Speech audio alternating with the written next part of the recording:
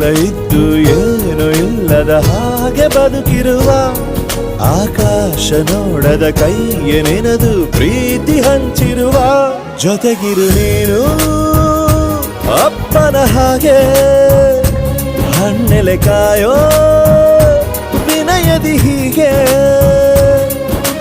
ನಿನ್ನನು ಪಡೆದ ನಾವು ಪುನೀತ ಬಾಳು ನಗು ನಗುತ್ತಾ ಬೊಂಬೆ ಹೇಳುತ್ತೈತೆ ಮತ್ತೆ ಹೇಳುತ್ತೈತೆ ನೀನೇ ರಾಜಕುಮಾರ.